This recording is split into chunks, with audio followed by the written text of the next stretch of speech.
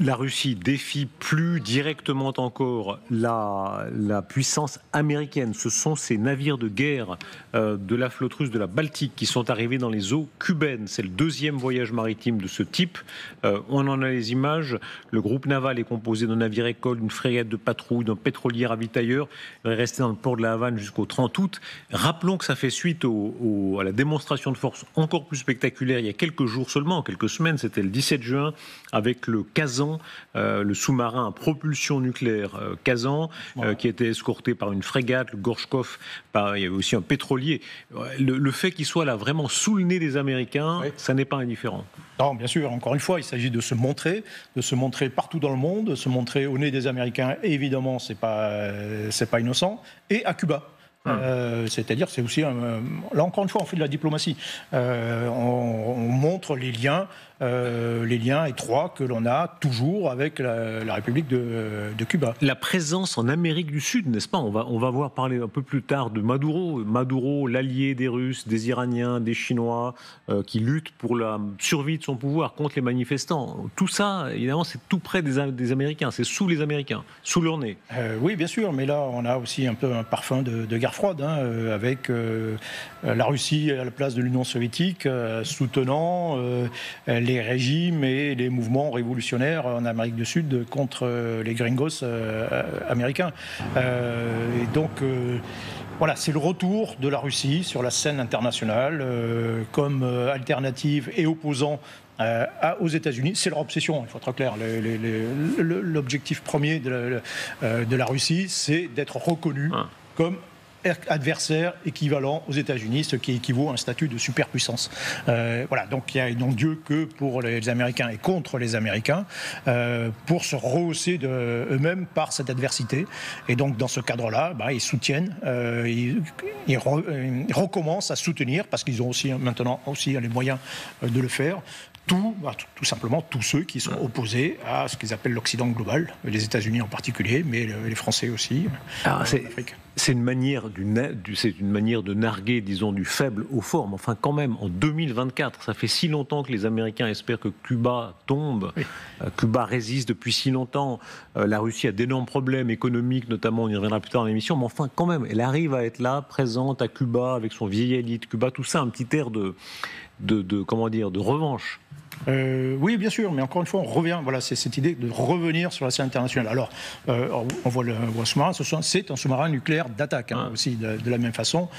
Oui, et que la propulsion qui est nucléaire. Ouais. Oui, mais c'est un sous-marin nucléaire d'attaque. Mais bon, d'un modèle plus ancien, ces bâtiments sont quand même des bâtiments assez anciens, malgré tout. Ouais. La Russie a beaucoup de mal à se moderniser, à moderniser sa flotte. Comme je disais tout à l'heure, c'est très cher. Ça demande des compétences techniques, industrielles, d'ingénierie, que la Russie n'a plus au niveau de ce qu'avait l'Union soviétique, très clairement. Donc on a du mal à soutenir la comparaison en termes de sophistication, mais voilà, au moins on a la capacité de se montrer. Après, quand il faut mettre en œuvre et il faut véritablement combattre, et on parlait de la flotte de la mer Noire, c'est souvent plus compliqué. Voilà, mais dans tous les cas de figure, comme il n'est quand même pas question, malgré tout, de combattre dans les eaux sud-américaines, il s'agit là, effectivement, de se montrer et de resserrer, d'une certaine façon, les liens avec des pays amis, comme Cuba, ou éventuellement... Rien n'empêcherait de cette escadre d'aller faire un petit tour du côté du Venezuela aussi pour fêter la victoire du président Maduro. Vous parlez parfois de l'horloge de l'apocalypse, qui a été beaucoup plus proche encore en d'autres temps du point fatal, mais enfin, la crise des missiles à Cuba, tous les historiens disent que ça a été un des moments où on est passé vraiment tout près. C'est vrai, vous avez quelques moments, dans les années 50 aussi, on l'oublie un peu, et notamment sur le théâtre asiatique chinois, c'était très près les Américains, en tout cas, ont été très près d'utiliser l'arme nucléaire, à 2 ou 3 occasions. La confrontation... Alors, ce qui est intéressant dans cette confrontation de Cuba, c'est qu'on a failli avoir l'usage d'armes nucléaires, des armes nucléaires qui, à l'époque, étaient tactiques. Concrètement, lorsqu'il y a eu concrètement, je rappelle quand même l'histoire, les faits, les soviétiques ont essayé d'installer, commencé à le faire, des armes nucléaires, des missiles à portée intermédiaire, Ça renvoie aussi au traité sur les armes intermédiaires dont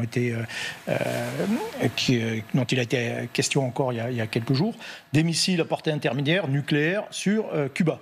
Les Américains, l'apprenant, décident d'instaurer un blocus et d'empêcher tout mouvement de la flotte russe, enfin soviétique. Et là, on se trouve dans une situation effectivement de tension où à 2 occasions, en tout cas, des sous-marins russes, des sous-marins nucléaires d'attaque, mais disposant à cette époque d'armes tactiques, de torpilles nucléaires, se sont posé la question de savoir s'ils allaient les utiliser contre les Américains. Et c'est d'ailleurs depuis cette époque qu'on a décidé de retirer les armes nucléaires tactiques, parce qu'on s'est aperçu que c'était quand même extrêmement dangereux au point de vue politique. Donc oui, on est passé très près, mais on était passé très près en 1969-70 entre l'Union soviétique et la Chine, où l'Union soviétique avait fait savoir aux Américains qu'ils étaient prêts à vitrifier une bonne partie de la Chine. Et ils ont demandé à Kissinger son avis à cette occasion, qui leur a déconseillé quand même de le faire. Donc oui, on est passé très près à plusieurs reprises de l'emploi, en tout cas, d'armes nucléaires, sinon d'un affrontement nucléaire généralisé. On l'avait un peu oublié. Et effectivement, l'horloge de l'apocalypse de l'Université de Chicago a repris depuis quand même un certain temps, refonctionne à nouveau et se rapproche quand même à nouveau de minuit.